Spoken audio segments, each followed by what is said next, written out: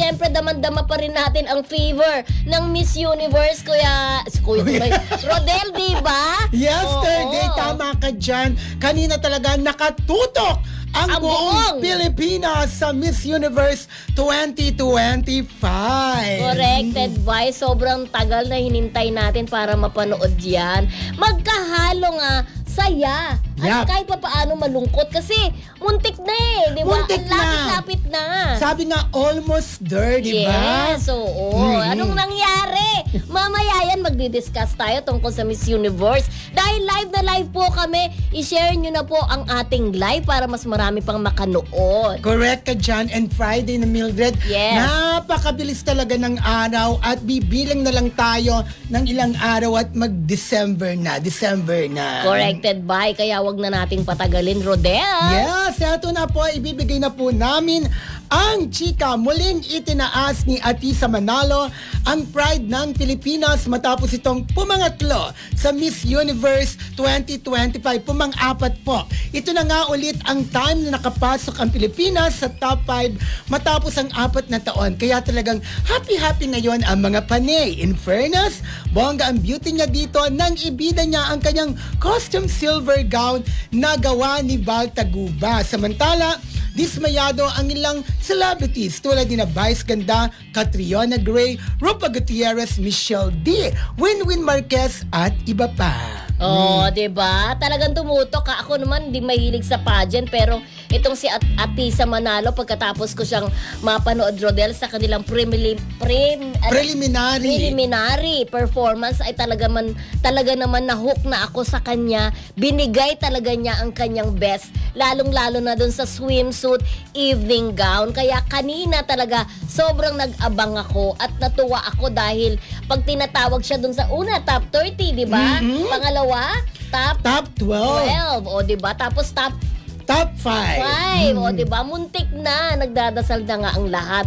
At syempre, babasahin mo yung mga komento ng ating mga celebrities. Mamaya, pero ito muna po ang naging resulta ng Miss Universe 2025. Ang 4th runner-up ay si Olivia Yates ng anong bigkas dito? Cote d'Ivoire? Ayan. Okay. Samantalang 3rd runner-up po ang pambato ng Pilipinas, si Atisa Manalo. At 2nd runner-up naman mula sa Venezuela, si Stephanie Abasali. 2nd runner-up naman po, ano ba to? 2nd runner-up, yun na, si Venezuela, Stephanie Abasali. 1st runner-up, si Prabinar Singh ng Thailand. At ang nanalo nga po Miss Universe ay si Fatima Bosch ng Mexico. Parang biri mo, hindi siya masyadong favorite no? Bago mag-ano. Siya yung controversial siya. Controversial siya. Siya yung nag-walk out. Daw siya ni Papa Nawat during the sashing ceremony at parang ayan yung mga yan muna i-discuss mo kasi yun ang nilalagay nila sa screen natin. Ito yung mga I'm so confused, sabi ni Michelle Marquez D. Sabi naman ni Rufa Gutierrez, di ba? Okay, ang sabi, si Vice Rupa Gutierrez ang sabi, shocked. I'm shocked, sabi ni Rupa G. Ang sabi naman ni Vice, hanggang sa Miss Universe ninakawan nyo ang Pilipinas, grabe, sabi ni Vice Ganda. At sabi naman Nino. Si Winwin Marquez. Sabi ni Winwin. Sabi ni Winwin, gusto niyang batuhin ng kanyang TV. Correct. Kaloka. MJ Lastimosa. May sinasabi rin siya.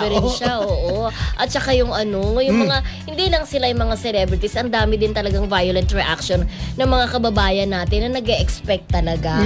At tulad natin sila na nung una, hindi pa ganun ka 100% yung believe nila kay Atisa. Correct. Pero nung papalapit na ng Miss Universe at nakita nila talaga yung yung pinakita niya, yung performance niya, nagbago ang isip nila. At kanina nga, mismong sa coronation night kanina ay talagang napabilib sila, 'di ba? Doon sa ganda at sa ganda ng performance ni Atisa. Totoo ka. Mula sa preliminary competition hanggang sa finals, Mildred, ipinakita talaga ni Atisa ang kanyang puwersa ang kanyang ganda, talino sa Miss Universe 2025. Napansin ko lang yung introduction nila ha. Nakita ko sa mga video. Pag pinipili ang Miss Philippines, grabe ang hiyawan. Oo. Diba? Lalo na yung mga Thai people talaga. Kasi makikita mo yung pagsasalita nila na hindi Pilipino. Atisa! Oo. Parang ganon. Parehas sila ni Thailand na crowd favorite. Kapag tinatawag talaga sila, dumadagundong ang buong bulwagan. Diba? Ganon. Kaya Talaga nga. katindi, lalo na sa Thai fans, itong ating pambato, si Atisa Manalo. O syempre hingin natin yung mga viewers natin ngayon na ano ba ang Unfair. inyong saloobin sa ating pambato na si Atisa Manalo. Deserve ba niya ang mapunta sa third runner-up? Hindi lang yon. Diba? Ano ba ang masasabi nila? Oo. Kasi marami ang nagsasabi na cooking show daw Oo. ang naganap, lalo na sa resulta ng Miss Universe Philippines. Ay, Miss Universe.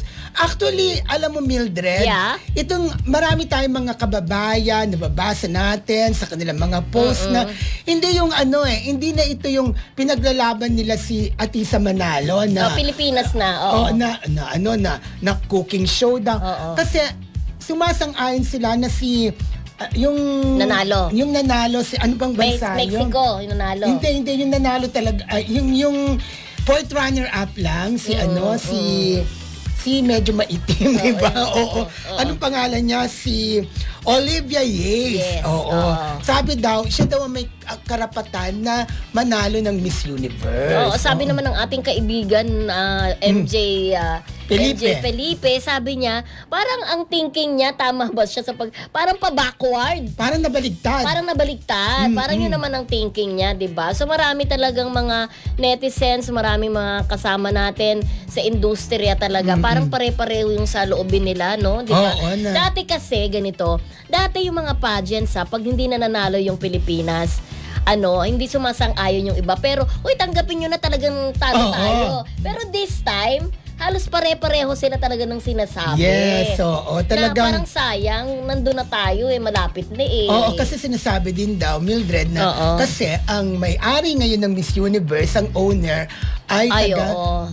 Mexico. Oo, Mexico, oo. Tapos, naganap daw ang pageant sa Thailand Yes, bilang oo. host country, di ba? Correct, oo. So, ang naglaban, ang top 2 ay si Miss Mexico at saka si Miss Thailand. Correct. So, abangan natin ang susunod na kabanata. Kasi sabi mo nga kanina, di ba, chinecheck mo yung page ng... Oo. Oo, Chine-check ko yung FB page ng Miss Universe. wala pa silang posting. Bakit wala pang posting ng nanalong Miss Universe na si Meiko? Ang nakapost pa lang na latest sa kanila ang nanalong fourth runner-up. Ano kaya Oo, yun? tingnan Bakit natin yan. kaya? Correct, oo. Abangan natin ang susunod na kabanata.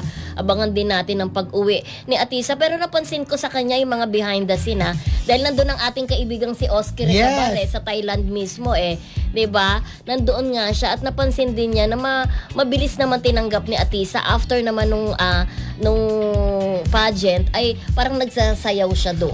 Uy, parang siya very jolly, no? Yes, in fairness kay Atisa, top 4. Pang-apat siya sa pinakamagandang babae sa buong mundo. Ay, diba? bongga. O, pang-apat Pero may mga tanong kasi binalita natin yung People's Choice na yon. Sabi niya bakit daw inuli yung People's Choice? Bakit?